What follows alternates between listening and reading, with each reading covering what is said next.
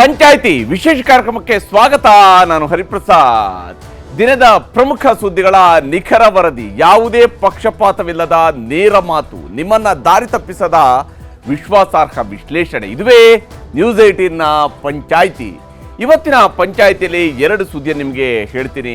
ಮೊದಲನೇ ಸುದ್ದಿ ಇರುವಂಥದ್ದು, ಇದ್ದಕ್ಕಿದ್ದಂತೆಯೇ ಉಪಮುಖ್ಯಮಂತ್ರಿಗಳು ಚನ್ನಪಟ್ಟಣಕ್ಕೆ ಹೋಗಿ ಅಲ್ಲಿ ಸ್ವಾತಂತ್ರ್ಯ ದಿನಾಚರಣೆಯನ್ನು ಆಚರಿಸುವಂತಹ ನಿರ್ಧಾರ ಕೈಗೊಂಡಿರುವಂತಹ ಅವರ ನಿರ್ಧಾರ, ಅದರಲ್ಲಿರುವಂತಹ ರಾಜಕೀಯ ಲೆಕ್ಕಾಚಾರ, ಅವರಿಗೆ ಚನ್ನಪಟ್ಟಣದ ಬಗ್ಗೆ ಇರುವಂತಹ ಪ್ರೀತಿ, ಬೆಂಗಳೂರು ದಕ್ಷಿಣದ ವಿಚಾರದಲ್ಲಿ ಅವರು ಇಟ್ಕೊಂಡಿರುವಂತಹ ಕನಸು, ಇವೆಲ್ಲವೂ ಒಂದು ಭಾಗ. ಆದರೆ ಎದುರಾಳಿಗಳಿಗೆ ಕೊಡ್ತಾ ಇರುವಂತಹ ಒಂದು ಸಂದೇಶ ಬಹಳ ಮುಖ್ಯವಾಗಿರುವಂಥದ್ದು ಇದೇ ವಿಚಾರ.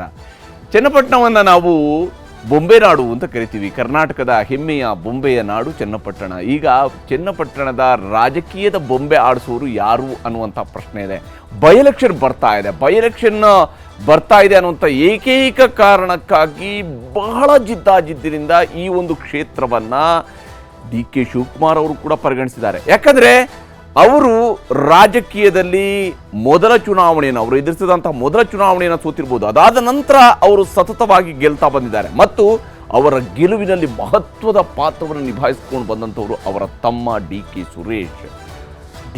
ಸುರೇಶ್ ತಮ್ಮ 4ನೇ ಚುನಾವಣೆಯನ್ನು ಎದುರಿಸಿದಾಗ ಅವರು ಸೋತಿದ್ದನ್ನು ಬಹುಶಃ DK ಸುರೇಶ್ ಅವರು ಮರ್ತಿರಬಹುದು, ಅವರು ಅದರಿಂದ ಹೊರ ಬಂದಿರಬಹುದು. ಆದರೆ DK ಶಿವಕುಮಾರ್ ಅವರಿಗೆ ಆ ಸೋಲಿಗೆ ಒಂದು ಪ್ರತೀಕಾರವನ್ನು ತೀರಿಸಬೇಕು, ಅದನ್ನು ಬಹಳ ಬಲವಾಗಿ ಕೊಡಬೇಕು ಅನ್ನುವಂಥ ಆಸೆ ಇದ್ದಂತೆ ಕಾಣ್ತಾ ಇದೆ. ಹೀಗಾಗಿನೇ ಈ ಒಂದು ಹಂತದವರೆಗೂ ಕೂಡ, ಅಂದರೆ ಪ್ರತಿ ಅವಕಾಶದಲ್ಲೂ ಕೂಡ ಅವರು ಚನ್ನಪಟ್ಟಣದ ಜನರಿಗೆ ಹತ್ತಿರ ಆಗುವಂತಹ ಪ್ರಯತ್ನವನ್ನು ಮಾಡ್ತಾ ಇದ್ದಾರೆ.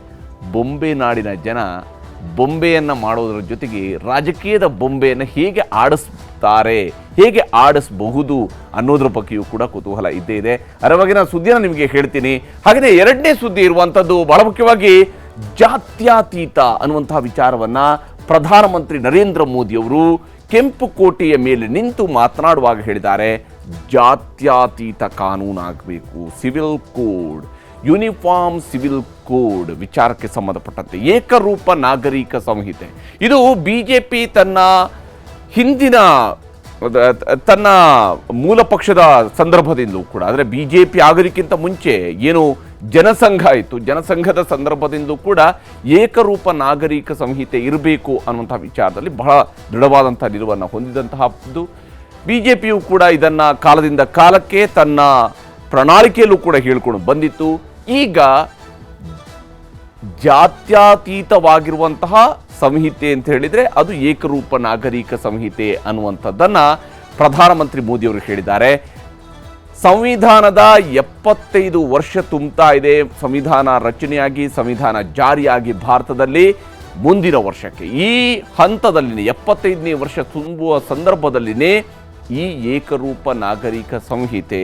ಯಾಕಂದರೆ ಈಗ ಇರುವಂತಹ ನಾಗರಿಕ ಸಂಹಿತೆಗಳು ಇವು ಜಾತ್ಯತೀತವಾಗಿಲ್ಲ, ಬದಲಿಗೆ ಅವು ಕೋಮು ಆಧಾರಿತವಾಗಿದ್ದಾವೆ, ಕಮ್ಯೂನಲ್ ಆಗಿದ್ದಾವೆ. ಹೀಗಾಗಿ ಕಮ್ಯೂನಲ್ ಆಗಿರುವಂತಹ ಸಂಹಿತೆಯನ್ನು ತೆಗೆದು ಜಾತ್ಯತೀತವಾಗಿರುವಂತಹ ಸಂಹಿತೆಯನ್ನು ತರುವಂಥದ್ದೇ ಸಂವಿಧಾನಕ್ಕೆ ಕೊಡುವ ಗೌರವ ಅನ್ನುವ ಮಾತನ್ನು ಪ್ರಧಾನಮಂತ್ರಿ ಮೋದಿಯವರು ಹೇಳಿದ್ದಾರೆ. ಹಾಗಾದರೆ ಯಾಕೆ ಪ್ರಧಾನಿ ಮೋದಿಯವರು ಇಂತಹ ಮಾತುಗಳನ್ನು ಹೇಳಿದ್ದಾರೆ ಅನ್ನೋಂಥ ವಿಚಾರದ ಬಗ್ಗೆಯೂ ಕೂಡ ನಿಮಗೆ ಅವರ ಸ್ವಾತಂತ್ರ್ಯ ಭಾಷಣದ ವಿಚಾರವನ್ನು ಕೂಡ ನಿಮಗೆ ಹೇಳ್ತೀನಿ. ಅದಕ್ಕಿಂತ ಮುಂಚಿತವಾಗಿ ಚನ್ನಪಟ್ಟಣದಲ್ಲಿ ಬೊಂಬೆ ಆಡಿಸೋರು ಯಾರು ಅನ್ನುವಂಥ ವಿಚಾರಕ್ಕೆ ಸಂಬಂಧಪಟ್ಟಂತೆ, ಯಾಕಂದರೆ ಚನ್ನಪಟ್ಟಣದ ಉಪಚುನಾವಣೆ, ಚನ್ನಪಟ್ಟಣದಲ್ಲಿ ಸ್ವಾತಂತ್ರ್ಯ ದಿನಾಚರಣೆ ಸಂದರ್ಭದಲ್ಲಿ ಈಗಾಗಲೇ DK ಶಿವಕುಮಾರ್ ಅವರು ಭಾಗಿಯಾಗುವಂಥ ಅಷ್ಟೇ ಅಲ್ಲ, ಅವರು ಒಂದು ಉಲ್ಲೇಖವನ್ನು ಮಾಡಿದರು.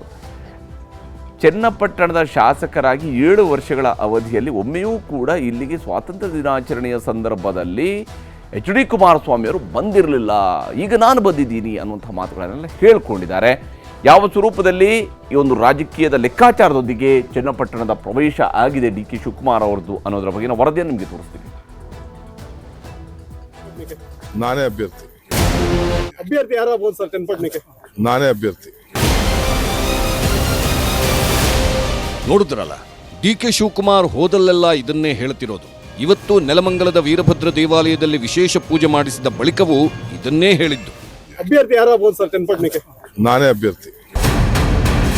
ಬೆಂಗಳೂರು ಗ್ರಾಮಾಂತರದಲ್ಲಿ ತಮ್ಮ ಡಿಕೆ ಸುರೇಶ್ ಸೋತ ಮೇಲೆ ಮಾಜಿ ಸಿಎಂ ಕುಮಾರಸ್ವಾಮಿ ವಿರುದ್ಧ ನಿಗಿನಿಗಿ ಕೆಂಡವಾಗಿದ್ದಾರೆ ಡಿಕೆ ಶಿವಕುಮಾರ್.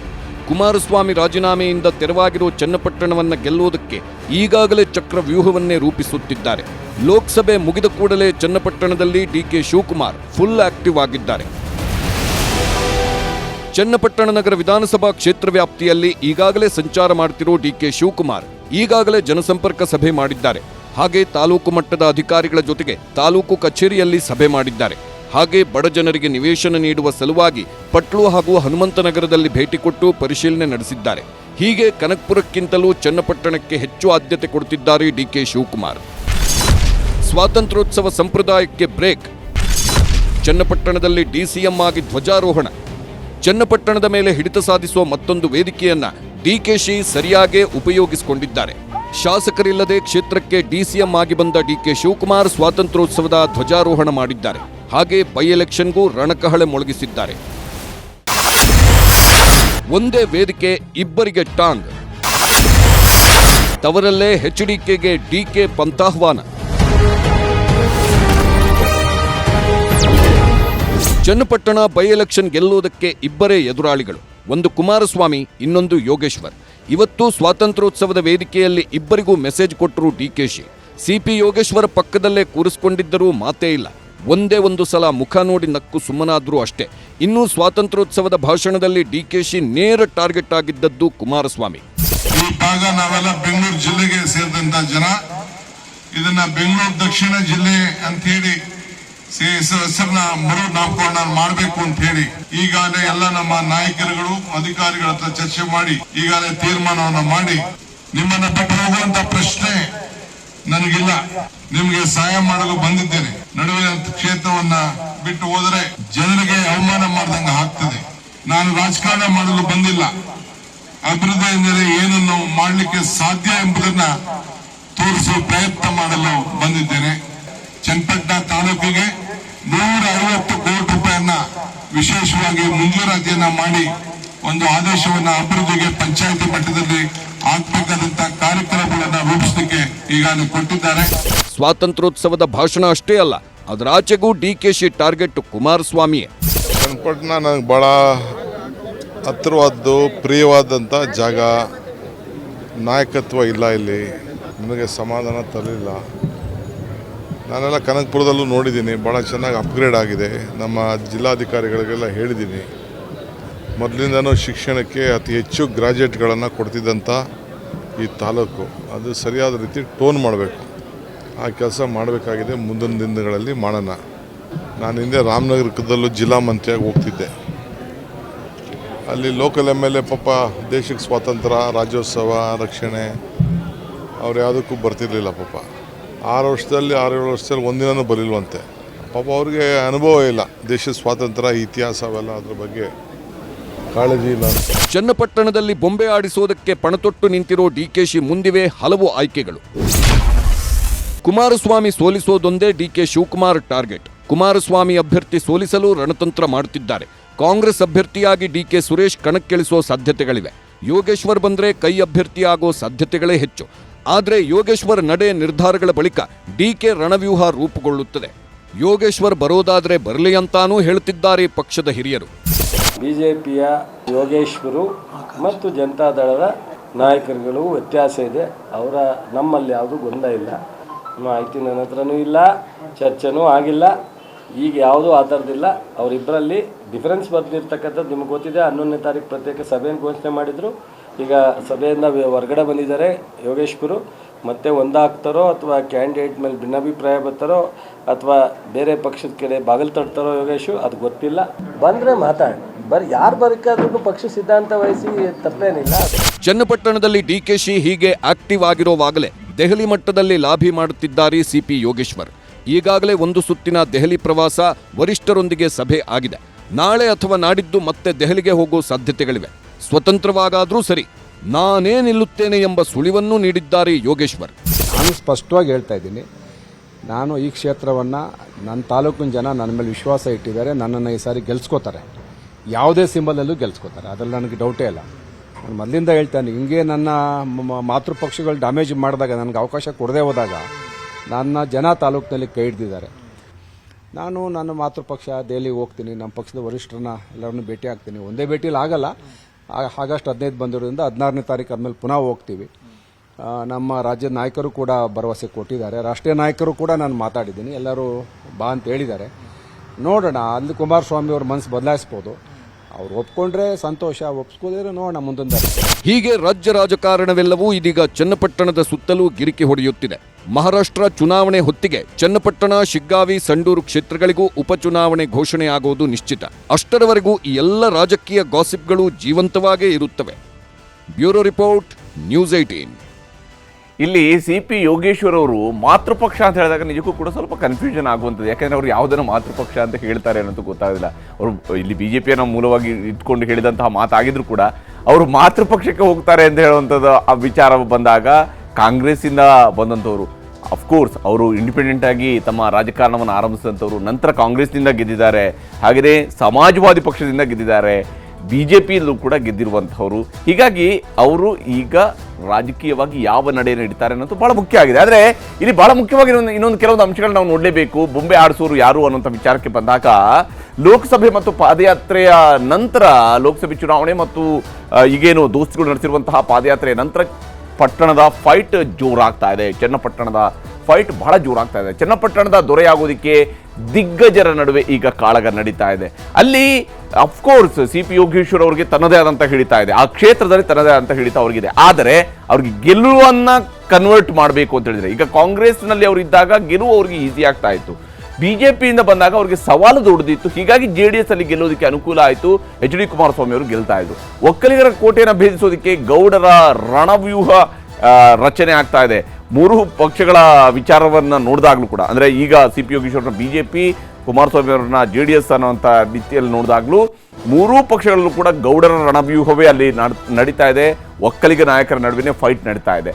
ಕ್ಷೇತ್ರ ಗೆಲ್ಲುವ ಪ್ರತಿಷ್ಠೆಗಿಂತಲೂ ಕೂಡ ಇಲ್ಲಿ ವೈಯಕ್ತಿಕ ಫೈಟ್ ದೊಡ್ಡದಿದೆ, ಇದರಲ್ಲಿ ಯಾವುದೇ ಅನುಮಾನ ಬೇಕಿಲ್ಲ. ಯಾಕಂದ್ರೆ ಇಲ್ಲಿ ಕುಮಾರಸ್ವಾಮಿ ಅವರನ್ನ ಸೋಲಿಸಬೇಕು ಅಂದ್ರೆ DK ಶಿವಕುಮಾರ್, ಆ ಕಾರಣಕ್ಕಾಗಿ ಬೇಕಿರೋ ಅವರು ಸಿ ಪಿ ಯೋಗೇಶ್ವರ್ ಅವರ ಜೊತೆಗೂ ಕೂಡ ಕೈ ಜೋಡಿಸೋದಕ್ಕೆ ಸಿದ್ಧ ಇರ್ತಾರೆ. ಸಿ ಪಿ ಯೋಗೇಶ್ವರ್ ಅವರನ್ನ ಸೋಲಿಸಬೇಕು ಅಂತ ಹೇಳುವಂಥ ಕಾರಣಕ್ಕಾಗಿ ಕುಮಾರಸ್ವಾಮಿ ಅವರು ಚನ್ನಪಟ್ಟಣಕ್ಕೆ ಬಂದು ಚುನಾವಣೆ ಸ್ಪರ್ಧಿಸಿರೋದು ಗುಟ್ಟೇನೂ ಅಲ್ಲ, ಇದು ಎಲ್ಲರಿಗೂ ಕೂಡ ಗೊತ್ತಿರುವಂಥ ಸಂಗತಿ. ಅವರು 2 ಬಾರಿ ಅಲ್ಲಿ ಕಂಟೆಸ್ಟ್ ಮಾಡಿರೋದರ ಮೂಲ ಉದ್ದೇಶನೇ ಸಿ ಪಿ ಯೋಗೇಶ್ವರ್ ಅವರನ್ನ ಸೋಲಿಸಬೇಕು ರಾಜಕೀಯವಾಗಿ ಅಂತೇಳಿ. ಆ ಕೆಲಸದಲ್ಲಿ ಕುಮಾರಸ್ವಾಮಿ ಅವರು ಯಶಸ್ವಿ ಹಾಕಿದ್ದಾರೆ. ಈ ಎಲ್ಲ ಕಾರಣವು ಕೂಡ ಇಲ್ಲಿದ್ದಾವೆ. ಇನ್ನು ಬ್ರ್ಯಾಂಡ್ ಬೆಂಗಳೂರು ಚಿಂತನೆ, ಅಭಿವೃದ್ಧಿಗೆ ಬೂಸ್ಟ್, ಇಂತಹ ವಿಚಾರಗಳನ್ನು, ಹೊಸ ಹೊಸ ಅಂಶಗಳನ್ನು ತನ್ನ ಬತ್ತಳಿಕೆಯಲ್ಲಿ ಸೇರಿಸಿಕೊಂಡಿದ್ದಾರೆ DK ಶಿವಕುಮಾರ್ ಅವರು. ಯಾಕಂದ್ರೆ ಅವರು ಇವತ್ತು ಉಪಮುಖ್ಯಮಂತ್ರಿಗಳಿದ್ದಾರೆ. ಉಪಮುಖ್ಯಮಂತ್ರಿಗಳು ತನ್ನದೇ ಆದಂತಹ ಒಂದು ಶೈಲಿಯ ರಾಜಕಾರಣವನ್ನು ಮಾಡ್ತಾ ಇದ್ದಾರೆ. KPCC ಅಧ್ಯಕ್ಷರು ಕೂಡ ಆಗಿರೋದ್ರಿಂದಾಗಿ ಅವ್ರಿಗೆ ಇದು ತನ್ನ ತವರು ಮನೆಯ ಯುದ್ಧ ಅನ್ನುವಂತಹ ರೀತಿಯಲ್ಲಿ ಅವರು ಇದನ್ನು ಪರಿಗಣಿಸ್ಕೊಂಡಿದ್ದಾರೆ. ಹೀಗಾಗಿನೇ ಈ ಬಾರಿ ಯಾರನ್ನ ಅಲ್ಲಿ ಅಧಿಕಾರದ ಗದ್ದಿಗೆಯಲ್ಲಿ ಕೂರಿಸಬೇಕು ಅನ್ನುವಂತಹ ಬೊಂಬೆನ ನಿಜವಾಗಿ ಆಡಿಸುವವರು ಬೇರೆ ಯಾರು ಅಲ್ಲ, ಚನ್ನಪಟ್ಟಣದ ಮತದಾರ ಅನ್ನೋದನ್ನು ನಾವು ಮರಿಬಾರ್ದು. ನಮ್ಮ ದೇಶದಲ್ಲಿ ರಾಜಕೀಯದಲ್ಲಿ ಬಹಳ ಬಳಕೆ ಆಗುವಂತಹ 2 ಪದಗಳು ಅಂತ ಹೇಳಿದ್ರೆ, ಒಂದು ಜಾತ್ಯತೀತ, ಇನ್ನೊಂದು ಕೋಮುವಾದಿ ಅನ್ನುವಂಥದ್ದು. ಈ 2 ಪದಗಳನ್ನು ಬಳಕೆ ಮಾಡುವಂಥದ್ದು ಕೂಡ ವಿಶೇಷವಾಗಿ BJPಯ ವಿರುದ್ಧ ಅವರು ಜಾತ್ಯತೀತತೆಯ ವಿರೋಧಿಗಳು ಮತ್ತು ಅವರು ಕೋಮುವಾದಿಗಳು ಅನ್ನುವಂತಹ ಒಂದು ಆರೋಪವನ್ನು ಮಾಡ್ತಾರೆ. ಇವತ್ತು ಅದೇ ಅಸ್ತ್ರಗಳ ಮೂಲಕವಾಗಿಯೇ ಪ್ರಧಾನಿ ಮೋದಿ ಅವರು ಕೆಂಪು ಕೋಟೆಯ ಮೇಲೆ ನಿಂತು ತಮ್ಮ ಸರ್ಕಾರ ಏನು ಮಾಡಲಿದೆ ಅನ್ನೋದನ್ನ ಹೇಳಿದ್ದಾರೆ. ಯಾವುದು ಕೋಮುವಾದಿ, ಯಾವುದು ಜಾತ್ಯತೀತ ಅನ್ನುವಂತಹ ವಿಚಾರವನ್ನು ಕೂಡ ಮೋದಿ ಅವರು ಹೇಳಿದ್ದಾರೆ. ಅದನ್ನ ನಿಮಗೆ ತೋರಿಸ್ತೀನಿ. ಹಾಗೆಯೇ ಬಹಳ ಮುಖ್ಯವಾಗಿ ಕೆಂಪು ಕೋಟೆಯಲ್ಲಿ 3 ಸಂದೇಶಗಳನ್ನು ಕೊಟ್ಟಿರುವಂಥದ್ದು. ಅದರಲ್ಲಿ ಒಂದು ಮೋದಿ ಅವರು ಬಳಸಿರುವಂತಹ ಯುವ ಮಂತ್ರ. ಯುವ ಮಂತ್ರ ಏನು ಅಂತ ಹೇಳಿದ್ರೆ, ಇಲ್ಲಿ ಬಹಳ ಮುಖ್ಯವಾಗಿರುವಂಥದ್ದು ಕುಟುಂಬ ರಾಜಕಾರಣಕ್ಕೆ ಸಂಬಂಧಪಟ್ಟಿರುವಂಥದ್ದು. ಕೆಂಪು ಕೋಟೆಯ ಮೇಲೆ ಮೋದಿ ಅವರು ಯುವ ಮಂತ್ರವನ್ನು ಪಠಿಸಿದ್ದಾರೆ. ಇದರಲ್ಲಿ ಬಹಳ ಮುಖ್ಯವಾಗಿ ರಾಜಕೀಯ ಮೂಲದ ಇಲ್ಲದೆ ಇರುವಂಥವ್ರು, ಅಂದರೆ ಅವರ ಹಿನ್ನೆಲೆಯಲ್ಲಿ ಅಪ್ಪ, ಅಮ್ಮ, ಅಜ್ಜಿ, ತಾತ, ಮಾವ, ಇನ್ನೊಬ್ರು, ಮತ್ತೊಬ್ರು ಅನ್ನುವಂಥವ್ರು ಯಾರೂ ಕೂಡ ರಾಜಕೀಯದಲ್ಲಿ ಇಲ್ಲೇ ಇರುವಂಥವ್ರನ್ನ ರಾಜಕೀಯಕ್ಕೆ ತರಬೇಕು, ಕುಟುಂಬ ರಾಜಕಾರಣಕ್ಕೆ ಮುಕ್ತಿ ಹಾಡಬೇಕು ಅನ್ನುವಂಥದ್ದು ಬಹಳ ಮುಖ್ಯವಾದಂಥ ಉದ್ದೇಶವನ್ನು ಅವರು ಇವತ್ತು ಪ್ರತಿಪಾದಿಸಿದ್ದಾರೆ. ರಾಜಕಾರಣಕ್ಕೆ ವಯೋಮಿತಿಯನ್ನು ಕೂಡ ಫಿಕ್ಸ್ ಮಾಡ್ತಾರಾ ಅನ್ನುವಂತಹ ಒಂದು ಪ್ರಶ್ನೆಯೂ ಕೂಡ ಇದ್ದೇ ಇದೆ. ಯಾಕಂದರೆ ಈ ವಿಚಾರದಲ್ಲಿ ಈಗಾಗಲೇ ಒಂದು ವಯೋಮಿತಿಯನ್ನು ಅವರು ಫಿಕ್ಸ್ ಮಾಡಿರುವಂಥದ್ದು ಇದ್ದೇ ಇದೆ, 75 ವರ್ಷ ಅನ್ನುವಂಥದ್ದು. ಆದರೆ ಯುವಕರಿಗೆ ಆದ್ಯತೆ ಕೊಡುವಾಗ ಹೊಸ ಚಿಂತನೆ, ಹೊಸ ತಲೆಮಾರಿಗೆ ಮನ್ನಣೆಯನ್ನು ಕೊಡುವಂಥ ಕೆಲಸವನ್ನು ಹೇಗೆ ಮೋದಿಯವರು ಮಾಡ್ತಾರೆ, ಅವರ ಮಾತಲ್ಲಿ ಏನಿತ್ತು ಅಂಶಗಳು ಅನ್ನೋದನ್ನು ಕೂಡ ನಿಮಗೆ ಮೋದಿಯವರ ಭಾಷಣದ ತುಣುಕನ್ನು ತೋರಿಸ್ತೀನಿ. जल्द से जल्द देश में राजनीतिक जीवन में जनप्रतिनिधि के रूप में 1 लाख ऐसे नौजवानों को आगे लाना चाहते हैं. शुरुआत में 1 लाख नौजवानों को आगे लाना चाहते हैं जिनके परिवार में किसी का भी कोई राजनीतिक बैकग्राउंड न हो, जिसके माता पिता भाई बहन चाचा मामा मामी कभी भी राजनीति में नहीं रहे, किसी भी पीढ़ी में नहीं रहे, ऐसे होनहार नौजवानों को फ्रेश ब्लड 1 लाख, चाहे वो पंचायत में आए, चाहे नगर पालिका में आए, चाहे जिला परिषदों में आए, चाहे विधानसभा में आए, लोकसभा में आए, 1 लाख नए नौजवान, कोई भी प्रकार का पूर्व का राजनीतिक इतिहास उनके परिवार का ना हो, ऐसे फ्रेश लोग राजनीति में आए ताकि जातिवाद से मुक्ति मिले, परिवारवाद से मुक्ति मिले, लोकतंत्र को समृद्धि मिले। और जरूरी नहीं है कि एक दल में जाए, उनको जो पसंद हो उस दल में जाए, उस दल में जाकर के वो जनप्रतिनिधि बन करके आगे आए। देश तय करके चले कि आने वाले दिनों में 1 लाख ऐसे नौजवान जो परिवार राजनीति से दूर दूर का संबंध नहीं है, ऐसे फ्रेश ब्लड आएंगे तो सोच भी नहीं आएगी, सामर्थ्य भी नहीं आएगा, लोकतंत्र समृद्ध होगा। ಇನ್ನೊಂದು ಬಹಳ ಮುಖ್ಯವಾಗಿ ಹೇಳಿರುವಂತಹ ಮಾತು ಮತ್ತು ಇಡೀ ಭಾಷಣದ ಬಹಳ ಮುಖ್ಯವಾದ ಹೈಲೈಟ್ ಅಂತ ಹೇಳಿದ್ರೆ ಮೋದಿಯವರು ಪ್ರಸ್ತಾಪಿಸಿರುವಂತಹ ಯೂನಿಫಾರ್ಮ್ ಸಿವಿಲ್ ಕೋಡ್ಗೆ ಸಂಬಂಧಪಟ್ಟಂತೆ ಅವರು ಹೇಳಿರುವಂತಹ ಮಾತು, ಒಂದು ಸಮುದಾಯದ ಅವಲಂಬನೆಗೆ ಬ್ರೇಕ್ ಹಾಕಬೇಕು ಅನ್ನುವಂತಹ ಅಂಶವನ್ನ ಹೇಳಿದ್ದಾರೆ.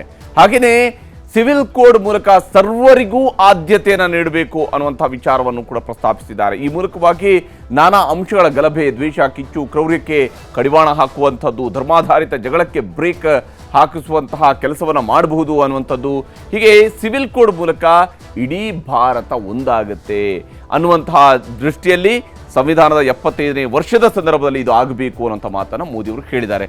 ಮೋದಿಯವರ ಭಾಷಣವನ್ನು ನಿಮಗೆ ತೋರಿಸ್ತೀನಿ. कि सिविल कोड को हम लेकर के जी रहे हैं, वो सिविल कोड सचमुच में तो एक प्रकार का कम्युनल सिविल कोड है, भेदभाव करने वाला सिविल कोड है। ऐसे सिविल कोड से जब संविधान के 75 वर्ष मना रहे हैं और संविधान की भावना भी जो हमें कहती है करने के लिए, देश की सुप्रीम कोर्ट भी हमें कहती है करने के लिए, और तब जो संविधान निर्माताओं का सपना था उस सपने को पूरा करना हम सबका दायित्व है। और मैं मानता हूं इस गंभीर विषय पर देश में चर्चा हो, व्यापक चर्चा हो, हर कोई अपने विचारों को लेकर के आए और उन कानूनों को, जो कानून धर्म के आधार पर देश को बांटते हैं, जो ऊंच नीच का कारण बन जाते हैं, ऐसे कानूनों को आधुनिक समाज में कोई स्थान नहीं हो सकता है। और इसलिए मैं तो कहूंगा अब समय की मांग है कि देश में एक सेकुलर सिविल कोड हो। हमने कम्युनल सिविल कोड में 75 साल बिताए हैं, अब हमें सेक्युलर सिविल कोड की तरफ जाना होगा और तब जाकर के देश में धर्म के आधार पर जो भेदभाव हो रहे हैं, सामान्य नागरिक को जो दूरी महसूस होती है, उससे हमें मुक्ति मिलेगी।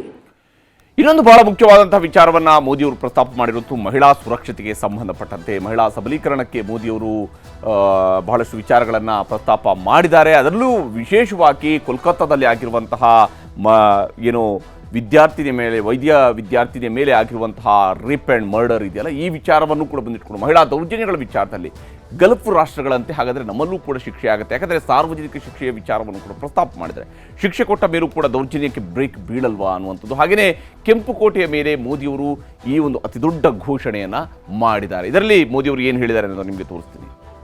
लाल किले से फिर बार एक अपनी पीड़ा व्यक्त करना चाहता हूं। एक समाज के नाते हमें गंभीरता से सोचना होगा कि हमारी माताओं, बहनों, बेटियों के प्रति जो अत्याचार हो रहे हैं, उसके प्रति देश का आक्रोश है, जन सामान्य का आक्रोश है। इस आक्रोश को मैं महसूस कर रहा हूं। इसको देश को, समाज को, हमारी राज्य सरकारों को गंभीरता से लेना होगा। महिलाओं के विरुद्ध अपराधों की जल्द से जल्द जांच हो, राक्षसी कृत्य करने वालों को जल्द से जल्द कड़ी सजा हो, वो समाज में विश्वास पैदा करने के लिए जरूरी है. ಇಲ್ಲಿ ಬಹಳ ಮುಖ್ಯವಾಗಿ ಮೋದಿಯವರು ತಮ್ಮ ಇವತ್ತಿನ ಕೆಂಪುಕೋಟೆಯ ಮೇಲಿನ ಭಾಷಣ ಸಭೆಯಲ್ಲಿ ವಿಕಸಿತ ಭಾರತ 2047ಕ್ಕೆ ವಿಕಸಿತ ಭಾರತವನ್ನು ನಿರ್ಮಾಣ ಮಾಡಲೇಬೇಕು ಅನ್ನುವಂಥ ತಮ್ಮ ಆಶಯವನ್ನು ವ್ಯಕ್ತಪಡಿಸಿದ್ದು ಮಾತ್ರ ಅಲ್ಲ, ಅದಕ್ಕಾಗಿ ಹಗಲಿರುಳು ಶ್ರಮಿಸ್ತೀನಿ, ಹೆಚ್ಚು ಕೆಲಸವನ್ನು ಮಾಡ್ತೀನಿ ಅನ್ನುವಂಥದ್ದನ್ನು ಹೇಳಿದರೆ. ಅಷ್ಟೇ ಅಲ್ಲ, 140 ಕೋಟಿ ಜನ, ಅಂದರೆ ಅವರು ಒಂದು ಕಂಪ್ಯಾರಿಸನ್ ಅನ್ನು ಕೊಟ್ಟರು, ಭಾರತ ಸ್ವಾತಂತ್ರ್ಯ ಪಡೆದಂತಹ ಸಂದರ್ಭದಲ್ಲಿ ಎಷ್ಟು ಕೋಟಿ ಜನ ಇದ್ರು, ಅವರೆಲ್ಲ ಸೇರಿ ದೇಶಕ್ಕೆ ಸ್ವಾತಂತ್ರ್ಯ ತರೋದಕ್ಕೆ ಸಾಧ್ಯ ಆಯಿತು ಅಂತ ಹೇಳಿದ್ರೆ, ಈಗ ನಾವಿರುವಂತಹ 140 ಕೋಟಿ ಜನಕ್ಕೆ ನಮ್ಮ ದೇಶವನ್ನು ವಿಕಸಿತ ಭಾರತವಾಗಿ ಮಾಡೋದಕ್ಕೆ ಸಾಧ್ಯ ಆಗುತ್ತಾ ಇಲ್ವಾ ಅನ್ನುವಂಥ ಸವಾಲಷ್ಟೇ ಈಗ ನಮ್ಮ ಮುಂದೆ ಇರುವಂಥದ್ದು ತಿಳ್ಕೊಂಡು ಈ ಸವಾಲನ್ನು ಎದುರಿಸುವಂಥ ನಿಟ್ಟಿನಲ್ಲಿ, ಸವಾಲನ್ನು ನಿಭಾಯಿಸುವಂಥ ನಿಟ್ಟಿನಲ್ಲಿ ಪ್ರತಿನಿತ್ಯ ಕೆಲಸ ಮಾಡಬೇಕಾಗಿದೆ ಅನ್ನುವಂತಹ ಒಂದು ದೊಡ್ಡ ಸಂದೇಶವನ್ನು ಕೂಡ ಪ್ರಧಾನಿ ಮೋದಿಯವರು ಇವತ್ತು ಕೆಂಪು ಕೋಟೆಯ ಮೇಲಿನಿಂದ ಕೊಟ್ಟಿರುವಂಥದ್ದು. ಇದು ಇವತ್ತಿನ ಪಂಚಾಯಿತಿ. ನಮಸ್ಕಾರ.